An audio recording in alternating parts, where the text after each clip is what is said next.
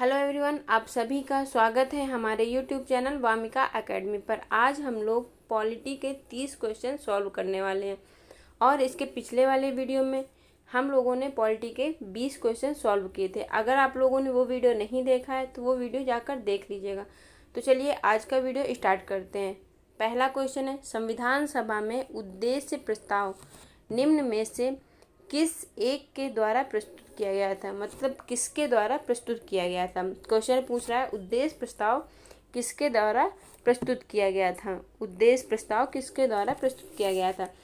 Doctor B.R. Ambedkar, पंडित Jawaharlal Nehru, doctor Rajendra Prasad, doctor C.D. Deshmukh.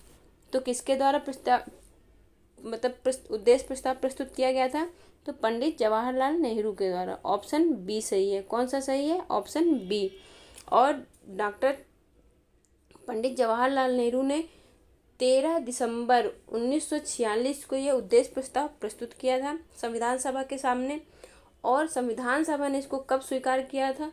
तो ये 22 जनवरी 1947 को संविधान सभा ने उद्देश्य प्रस्ताव को स्वीकार किया था। प्रस्तुत कब किया था? 13 दिसंबर 1946 को। और स्वीकार कब किया गया? 22 जनवरी 1947 को। नेक्स्ट क्वेश्चन देखते हैं। नेक्स्ट क्वेश्चन क्या है?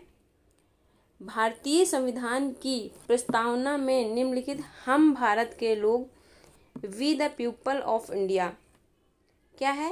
We the people of India से क्या अर्थ निकलता है? भारतीय गणराज्य की प्रभुसत्ता जनता में निहित है। संविधान का निर्माण भारत की जनता द्वारा हुआ है। संविधान निर्माता भारत की जनता का प्रतिनिधित्व करते हैं। भारत का संविधान भारत की जनता की सहमति पर आधारित है। तो इसमें से कौन सा सही है? तो इसमें से सही है संविधान का निर्माण भारत की जनता के द्वारा हुआ है। ऑप्शन बी सही है। कौन सा सही है? Option B. नेक्स्ट क्वेश्चन देखते हैं। नेक्स्ट क्वेश्चन क्या है? संविधान की प्रस्तावना के अनुसार भारत किस प्रकार का राष्ट्र है? धर्मनिरपेक्ष राष्ट्र, हिंदू राष्ट्र, हिंदू मुस्लिम राष्ट्र, इनमें से कोई नहीं। तो जो प्रस्तावना के अनुसार जो हमारा संविधान है वह धर्मनिरपेक्ष राष्ट्र है। ऑप्शन ए सही है। नेक्स्ट क्वेश्चन देखते हैं। भारत में लौकिक सार्वभौमिकता है क्योंकि संविधान की प्रस्तावना प्रारंभ होती है। किससे प्रारंभ होती है? संविधान की जो प्रस्तावना है वो किससे प्रारंभ होती है? यहाँ पे पूछा गया है। जो प्रस्तावना है ये प्रारंभ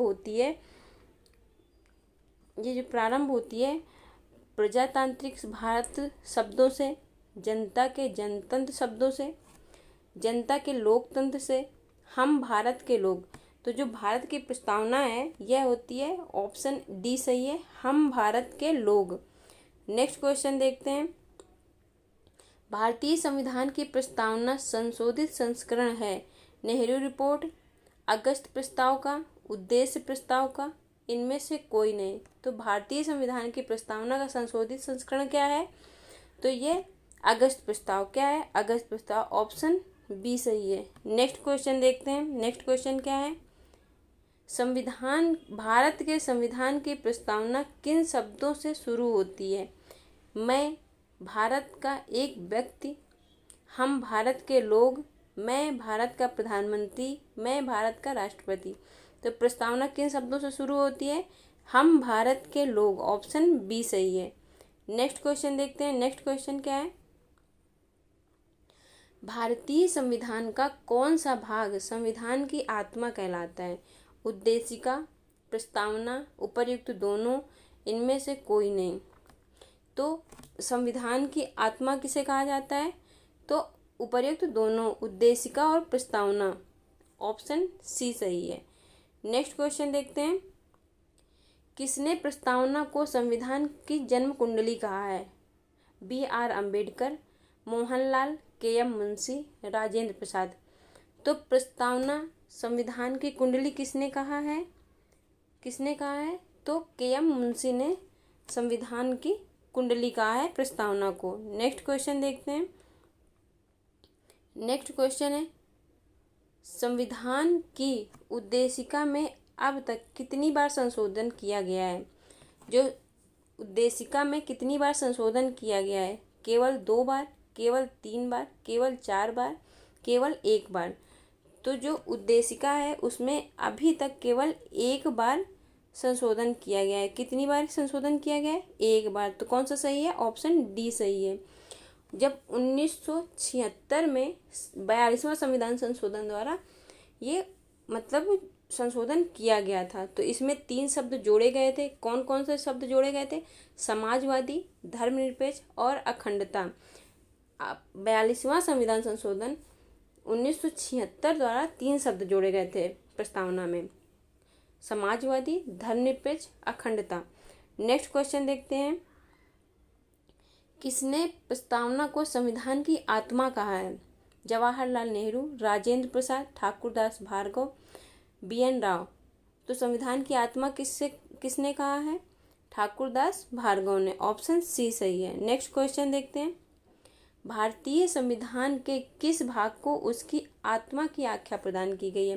प्रस्तावना, मौलिक अधिकार, राज्य के नीति निर्देशक तत्व, संविधान के सभी अनुच्छेद। तो इसका सही आंसर क्या है? प्रस्तावना। ऑप्शन ए सही है। नेक्स्ट क्वेश्चन देखते हैं। नेक्स्ट क्वेश्चन क्या है? धर्मनिरपेक्ष का अर्थ है जिस देश का अपना कोई धर्म ना हो, सरकार द्वारा धर्म का संरक्षण, सभी धर्मों का महत्व स्वीकार करना, राष्ट्र धर्म का विशेष संवैधानिक महत्व। तो धर्मनिरपेक्ष का क्या अर्थ निकलता है यहाँ पे? तो धर्मनिरपेक्ष का मतलब है सभी धर्मों का महत्व स्वीकार करना। ऑप्शन सी सही है। नेक्स्ट क्वेश्चन देखते हैं। नेक्स्ट क्वेश्चन क्या है? भारत एक धर्मनिरपेक्ष राज्य है। इसका मतलब है भारतीय राज्य धर्म विरोधी नागरिकों का समर्थन करता है, बहुसंख्यक समुदाय के धर्म का समर्थन करता है, अल्पसंख्यक समुदाय के धर्म का समर्थन करता है, किसी निश्चित धर्म का समर्थन नहीं करता है। तो धर्मनिरपेक्ष का क्या मतलब है यहाँ पे? तो किसी निश्चित धर्म का समर्थन नहीं करता है। ऑप्शन डी सही है। नेक्स्ट क्वेश्चन देखते हैं। नेक्स्ट क्वेश्चन है, गणतंत्र होता है, गणतंत्र का मतलब क्या है? केवल एक लोकतांत्रिक राज्य, अध्यक्षीय पद्धति शासन वाला राज्य, संसदीय पद्धति शासन वाला राज्य, जहाँ पर अध्यक्ष वंशानुगत रूप से ना हो। तो गणतंत्र का क्या मतलब है? यहाँ पे जहाँ राज्य पर अध्यक्ष वंशानुगत रूप से ना हो। ऑप्शन डी सही है। नेक्स्ट क्वेश्चन देखते हैं। निम्नलिखित में से वे 2 शब्द कौन से हैं जिनका समावेशन 42वें संविधान संशोधन मतलब द्वारा उद्देशिका में जोड़ा गया? जो 42वां संविधान संशोधन द्वारा संविधान की उद्देशिका में जोड़ा गया, तो कौन कौन से 2 शब्द हैं? तो धर्मनिरपेक्ष लोकतांत्रिक, समाजवादी धर्मनिरपेक्ष, प्रभु संपन्न लोकतांत्रिक, धर्मनिरपेक्ष गणतंत्र। तो कौन कौन से 2 शब्द हैं? अभी मैंने आप लोगों को ऊपर वाले क्वेश्चन में बताया कौन कौन से हैं। समाजवादी, धर्मनिरपेक्ष और अखंडता। 3 शब्द जोड़े गए थे, तो यहाँ पे 2 पूछे गए हैं। तो कौन कौन से हैं? समाजवादी और धर्मनिरपेक्ष। ऑप्शन बी सही है। नेक्स्ट क्वेश्चन देखते हैं। नेक्स्ट क्वेश्चन क्या है? भारतीय संविधान की प्रस्तावना में भारत को किस रूप में घोषित किया गया है? एक सार्वभौमिक प्रजातांत्रिक गणतंत्र, एक समाजवादी प्रजातांत्रिक गणतंत्र, एक संप्रभु संपन्न समाजवादी धर्मनिरपेक्ष प्रजातांत्रिक गणराज्य। इनमें से कोई नहीं। तो कौन सा सही है? ऑप्शन सी सही है। नेक्स्ट क्वेश्चन देखते हैं क्या है। नेक्स्ट क्वेश्चन है, भारत एक गणतंत्र है, इसका क्या अर्थ है? सभी मामलों में अंतिम अधिकार जनता के पास है, भारत में संसदीय शासन व्यवस्था है, भारत में वंशानुगत शासन नहीं है, भारत राज्यों का एक संघ है। तो इसमें कौन सा सही है? भारत में संसदीय शासन व्यवस्था है। ऑप्शन बी सही है। कौन सा सही है? Option B. नेक्स्ट क्वेश्चन देखते हैं। नेक्स्ट क्वेश्चन क्या है? निम्नलिखित में से कौन सा शब्द भारत के संविधान की उद्देशिका में नहीं है? समाजवादी, पंथ निरपेक्ष, प्रभुत्व संपन्न, लोक कल्याण। तो जो संविधान की प्रस्तावना में कौन सा शब्द नहीं है?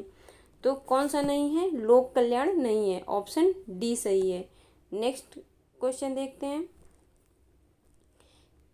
कल्याणकारी राज्य का उद्देश्य है अधिकतम संख्या का अधिकतम कल्याण सुनिश्चित करना, कमजोर वर्गों के कल्याण का प्रबंधन करना, सभी नागरिकों को स्वास्थ्य सुविधा प्रदान करना।